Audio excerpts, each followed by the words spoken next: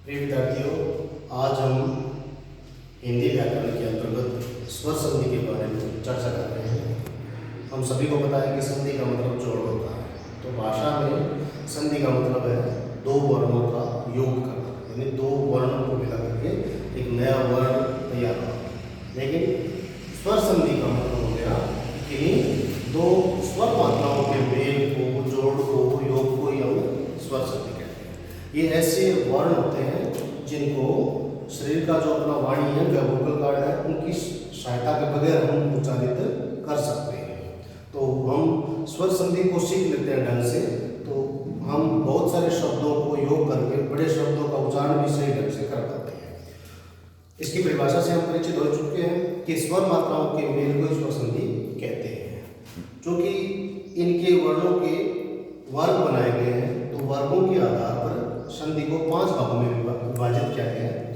पहला है दीर्घ संधि, उसके बाद गुण संधि, वृद्धि संधि, यण संधि और 5वां है अयादि संधि। इन संधि को समझने से पहले हमें वर्ग को समझना जरूरी है। यानी जो वर्णों का वर्ग है, ऐसा वर्ग जो शरीर के किसी एक भाग से उच्चारित होते हैं। तो इनमें मूल जो वर्ग है वो 3 माने हैं, अवर्ग, ई वर्ग और उ वर्ग। ये 3 मूल वर्ग है। यहाँ कहने का मतलब है इन तीनों का उच्चारण है वो शरीर के किसी भी अंग से बिना किसी स्पर्श के उच्चारण हो जाता है। तो हम इन तीनों का सबसे पहले प्रयोग करके हम संधि को सीखते हैं। तो सबसे पहले हमारी संधि है दीर्घ संधि। दीर्घ का मतलब है अपने आप में बड़ा हो जाना। तो जैसे ही हम दोनों तरफ से वर्णों का मेल करते हैं, तो दोनों तरफ एक जैसा वर्ग है, इधर भी अवर्ग उधर भी अवर्ग, तो दोनों वर्ग समान है, तो अपने ही वर्ग की मात्रा दीर्घ हो जाती है, आ हो गया। इधर ई वर्ग है, उधर भी ई वर्ग है, तो दोनों में अपने ही वर्ग की मात्रा दीर्घ हो गई, ई। उ वर्ग और उ वर्ग मिलाने के बाद दीर्घ मात्रा उ हो गया। तो इस प्रकार जब दोनों तरफ हम संधि योग करते हैं, तो दोनों तरफ समान वर्ग है, एक जैसे वर्ग है, तो अपने ही वर्ग की जब मात्रा बड़ी हो जाती है तो दीर्घ संधि बन जाता है, सीधी परिभाषा के हिसाब से। अब चूंकि मूल वर्ग अपने पास 3 है, तो तीनों को हम दोनों तरफ रखा आपस में, दूसरा कोई वर्ग आया नहीं, तो ये दीर्घ संधि है। लेकिन इस संधि को मिलाने के बाद हम एक तरफ एक ही वर्ग रखेंगे, दूसरी तरफ बाकी के वर्ग रखेंगे। तो जैसे गुण संधि को हमने काम में लिया, तो गुण संधि में सबसे पहले हम इस वर्ग को एक तरफ रखेंगे। तीनों का आप देख लीजिए, इस साइड में अवर्ग है, लेकिन सामने सैम होता तो दीर्घ रहता। अब सामने अवर्ग को तो छोड़ दिया, दूसरे बाकी वर्ग लिए, तो बाकी वर्ग अपने पास 2 ही बचे थे, तो ई वर्ग और उ वर्ग। तो इधर अवर्ग रखा, सामने ई वर्ग रखा, तो इन दोनों का मेल होने के बाद एक नया वर्ग पैदा हुआ है, ए वर्ग। अवर्ग के सामने उ वर्ग रखा, तो एक फिर नया वर्ग बना ओ वर्ग, और अ के सामने री रखा, तो अर का उच्चारण है, यानी ऋषि बना। तो ये अर है वो र ऊपर चला जाता है, ये लघु हो जाता है। कहने का मतलब दोनों तरफ एक जैसे वर्ग थे तब दीर्घ बना था, लेकिन जैसे इधर एक वर्ग रखा और सामने उस वर्ग को छोड़ करके दूसरा रखा, तो ये संधि बनी गुण संधि, यानी उसका मूल रूप चेंज हो गया और इस संधि से एक नया वर्ग पैदा हुआ। अ के सामने ई रखने से ए वर्ग बना, ए के सामने उ रखने से ओ वर्ग बना, और इस प्रकार ये गुण संधि बनी।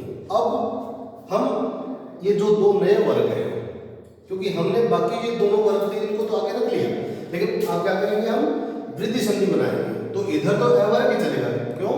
क्योंकि जब तक ये बाकी जो वर्ग है ना वो सामने एक बार नहीं आएंगे, तब तक ये वर्ग पूरा नहीं होगा। तो इस साइड में इन दोनों को काम पूरा कर लिया। अब वृद्धि संधि में इधर तो अवर्ग ही रहेगा जैसे इसमें है, लेकिन सामने ये जो 2 नए वर्ग बने हैं, ए वर्ग और ओ वर्ग, उनको ले आए। तो अ के सामने ए वर्ग हो, तो ये अपने वर्ग की दीर्घ मात्रा बन जाती है, यानी ऐ। और इसमें अ वर्ग के सामने ओ वर्ग हो, तो अपने वर्ग का दीर्घ स्वर मात्रा या वर्ण बन गया औ वर्ग। तो इस प्रकार से उनकी मात्रा में वृद्धि हो गई, बढ़ोतरी हो गई, इसलिए इसका नाम क्या हुआ, वृद्धि संधि। अब इस साइड में अवर्ग पूरा हुआ और सामने बाकी जितने वर्ग थे वो आ चुके हैं, अवर्ग का काम पूरा हुआ। अब बाकी बचे दूसरे वर्ग, तो हम बारी बारी यण संधि में ये जो 2 मूल वर्ग थे इनको सबसे पहले लगा रहे हैं, ई वर्ग और उ वर्ग। अब यण संधि को समझने की जरूरत है कि ये दोनों वर्ग हमने इस साइड में रखे, बाकी अब इस साइड में जो वर्ग है उसको छोड़ करके सामने आप कोई भी वर्ग रखेंगे, तो या का उच्चारण आएगा, यानी खुद को छोड़ना, खुद रहेगा तो दीर्घ रहेगा, खुद को छोड़ करके दूसरा लाओगे, चाहे अ वर्ग हो, उ वर्ग हो, ए वर्ग हो, ओ वर्ग हो, तो या की मात्रा बन जाएगी, उच्चारण बन जाएगा, और जो पहले वाला वर्ण है वो अधूरा हो जाएगा। यदि दूसरा वर्ग उ ले रहे हो तो खुद को छोड़ करके बाकी चारों वर्ग है उनको लोगे तो वह का उच्चारण, वह, वी, वे, वो जो भी है। तो इस प्रकार से बनी हुई संधि यण संधि हो जाती है। तो इधर हमने ए, ई और उ वर्ग ले लिया। अब बाकी बचे दो वर्ग और जो नए बने थे ये, तो इनको ले रहे हो अयादी संधि में। अयादी संधि में इधर तो ओ वर्ग और ए वर्ग आ जाएंगे, और आगे इन दोनों खुद को छोड़ करके दूसरे जो बचे हुए शेष चारों, यानी इधर ओ है तो सामने अ वर्ग, ई वर्ग, उ वर्ग, ए वर्ग, बाकी चारों वर्गों को आगे रखेंगे तो अव, अवी, अवु जो भी मात्रा आएगी ये जुड़ती जाएगी, और ए वर्ग रखेंगे तो सामने बाकी चारों वर्गों को लेंगे तो आय, आई, अयु, इस प्रकार से इनका उच्चारण होगा। यानी इसमें और इसमें एक ही फर्क है, इसमें पहले अ का उच्चारण नहीं है। क्यों? क्योंकि ये दोनों का मेल करने से बन गया, पूरा हो गया, दोनों का एक बन गया ये। लेकिन इसमें क्या हुआ, क्योंकि ये खुद ओ है, वो दो को मेल करने से बना था, ये देखो, इसलिए इसमें हमने एक को काम में ले लिया, एक छूट गया जो यहाँ है, ये है।